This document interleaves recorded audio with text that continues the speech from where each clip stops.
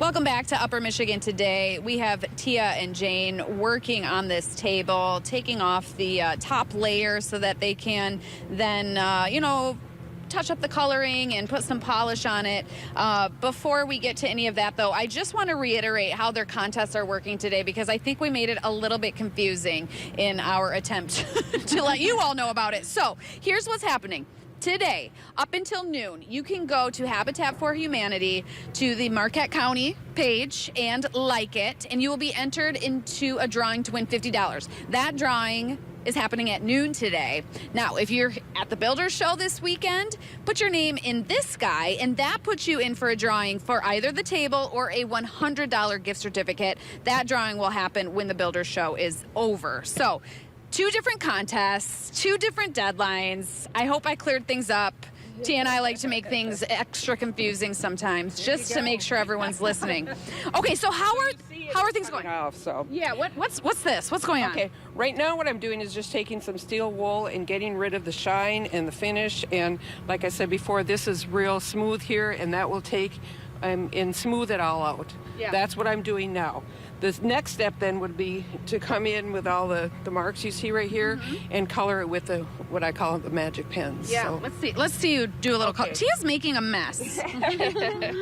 But Are you you can not see, supposed to? you see that it is coming off. Yeah. So. And then whenever I'm using the pens, I always have a cloth, because if you just write on it, sometimes the ink or the stain will adhere to it and then you got a mark instead of blending it in. So what I'm going to do next, then I just go into the little marks, and you can see how that's filling those in. So you're looking for all these like light spots, Yep. and you're just I'm just going to color them in. It's like a coloring book. Absolutely.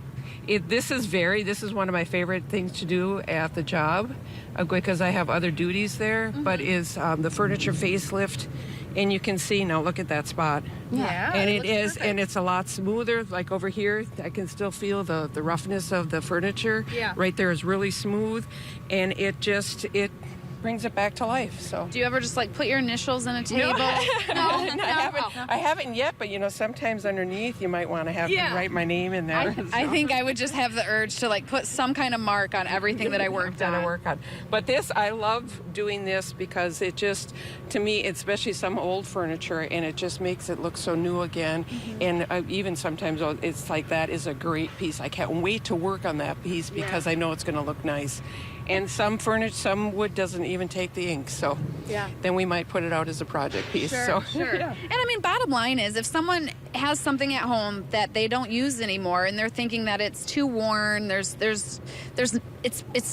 should go in the trash. Right. Maybe bring it, have you check it out, because you're putting some really great work in bringing things back alive. When we've done these demonstrations before, we do one every year here at the Builders Show, just to show people how we've done it. Like at our conferences for Habitat Conference, we did a class on how to do this. It's really easy. When I first learned how to do this, I went home and did my kitchen cabinets, and they just brought it back to life again. Yeah. So it's great. What a great lesson in sustainability this morning. it is So true.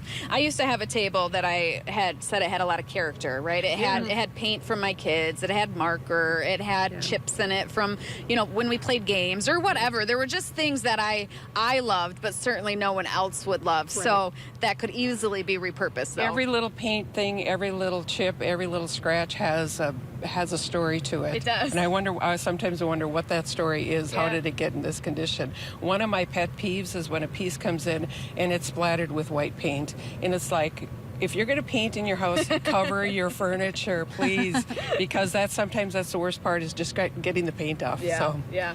Well, I want to thank you so much for kind of taking us through this process. Thank you for the work that you do with this, and just with Habitat for Humanity altogether. You're welcome. Yeah, have a great weekend. We have a great community, so thank you. And check out the Restore. Come down and check out their booth, and we have so much more here this morning. We're going to keep walking. Right. Thank you all so much. Have a wonderful time. We're going to take a quick break, and we'll be right back. Let's go, Tia. Can I get a picture of you, lady? Yeah.